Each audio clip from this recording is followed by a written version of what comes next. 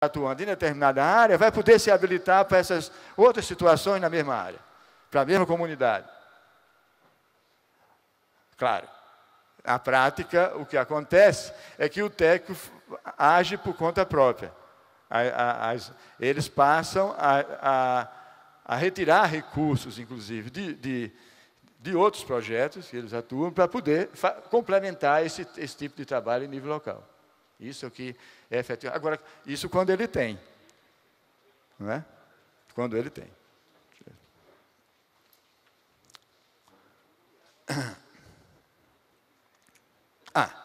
Esse Programa Nacional de Assistência Técnica, o PRONATE, me interessa particularmente essa contratação de serviços por meio de chamadas públicas, né? Que é isso que eu vou me apegar, né? Nessa conversa nossa de hoje, né? O que é que uma chamada pública contém? Vejam só, objeto a ser contratado, qualificação e quantificação do público, área geográfica de prestação de serviço, prazo de execução, né? Os custos, isso daí é outro imbróglio, né? Porque aí vou me reportar depois a questão de pagamento de pessoal, né? Do pagamento da remuneração do técnico, né? A qualificação técnica exigida dos profissionais, o número de profissionais, respectivas qualificações, e aí ela aplica o que eles chamam de critérios objetivos para a seleção da entidade executora. O que é que a chamada pública não contém? Eu tentei resumir aqui o que eu penso que a chamada pública não contém. Claro que ela não contém muitas outras coisas, evidentemente, certo? Mas, seguramente, ela não deixa claro, né, uma política laboral, quer dizer, uma política de transferência de recursos para pagamento de salário do extensionista, né? Ela não deixa claro entre esse pagamento e, inclusive, pior do que isso, entre o contrato que está sendo feito e o próprio conceito de instituição, o próprio conceito do que seja extensão rural. Ou seja, há uma incompatibilidade entre a ideia do serviço de educação informal continuada, que é um princípio da extensão rural, com o contrato em tempo de 1 ano, como é estabelecido. É verdade que o contrato estabelece possibilidades de renovação, mas também não é tão fácil essas coisas acontecerem assim. Você está submetido a tudo aquilo que eu falei em termos de avaliação de critérios, né? De avaliação do seu trabalho, certo? Não há clareza a respeito, ele fala em procedimentos metodológicos, mas os procedimentos metodológicos, de fato, vocês podem observar que esses procedimentos metodológicos, de fato, eles não apoiam, né? Eles não promovem a ideia de participação social, né?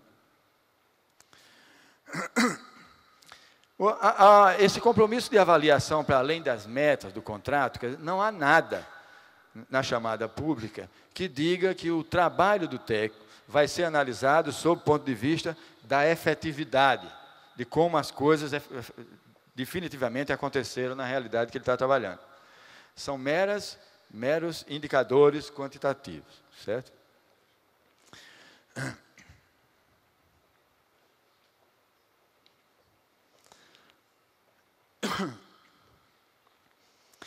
Não há clareza, inclusive, a respeito de que tipo de trabalho, de que tipo de extensão, de fato, o edital pretende. Até mesmo porque o que ele coloca em termos metodológicos, né, dias de campo, visitas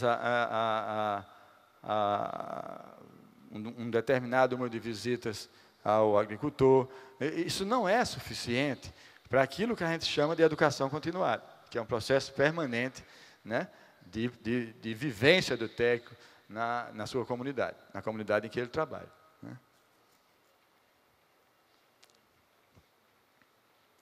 Ela vai promover segurança e soberania alimentar e reduzir o produtivismo, né, e o impacto ambiental, não está claro também. Como vai promover uma abordagem sistêmica a partir de ações departamentalizadas, quer dizer, você tem um conjunto de ações, os editais correspondem a ações. Ações que estão dentro daquilo que eu falei antes com relação aos vários objetivos do PNATE, né? E aí, se as ações são departamentalizadas, como é que você pode fazer uma abordagem sistêmica? Não consigo entender, sinceramente, né? Outra coisa é essa de abordagem interdisciplinar e multidisciplinar. Eu faço parte de um programa que se diz interdisciplinar. Nunca se atreveu a se chamar de multidisciplinar. Ele não tem coragem. Porque até hoje nós não conseguimos fazer nem a interdisciplinaridade. E nós estamos num espaço de 20 ou 30 colegas que trabalham na mesma perspectiva dessa relação entre desenvolvimento e meio ambiente. Até hoje a gente não conseguiu fazer isso efetivamente. Aí a gente ia ter que explicar, eu tenho algumas ideias a respeito disso, mas no momento, enfim, não é para isso, né? Mas o fato é que a gente, quando fala em interdisciplinaridade e multidisciplinaridade, a gente fala como está se falando de sustentabilidade. Assim, essa coisa fácil, né? De que o político já absorveu, inclusive, esse discurso, né? E fala disso com né? E a gente sabe que o que ele está chamando de sustentabilidade, interdisciplinaridade, multidisciplinaridade, é um mero experimentalismo, né? É um processo, quando muito, ele imagina que está em processo de experimentação. Enfim, a gente analisando o PNATE, e comparando com o que efetivamente vem sendo feito, não parece que o programa está levando em conta a regra do jogo, o que eu chamo de regra do jogo do estabelecido, ou seja, aquilo que existe cristalizado sob o ponto de vista de interesses, de estrutura de poder, certo? Esse embate permanente e que os caras sempre levando vantagem, né? Porque eles detêm os mecanismos do aparelho de Estado, né, para fazer esse tipo de pressão.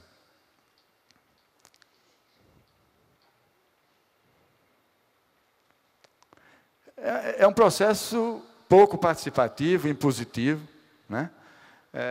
A gente até traz nesse discurso a ideia de que algumas coisas sobre esse impositivismo, né? Que é essa imposição, né? Por exemplo, quando a gente diz a sociedade exige, a natureza exige, né? Olha, num processo democrático, essas coisas têm que ser melhor trabalhadas, né? Parecem que ignorar os atores que vivem na cultura convencional, ou a gente trata esse pessoal como se fosse descartável, como se eles não exigissem mais, né? Ora, até sob o ponto de vista biológico, né, a gente sabe que, se junto do seu Zé Júlio tem uma pessoa que pratica uma agricultura insustentável, ele tem problemas na agricultura sustentável dele, obviamente, né? Os agentes de mudança, né, aí parece estar submetido à lei do mercado, né?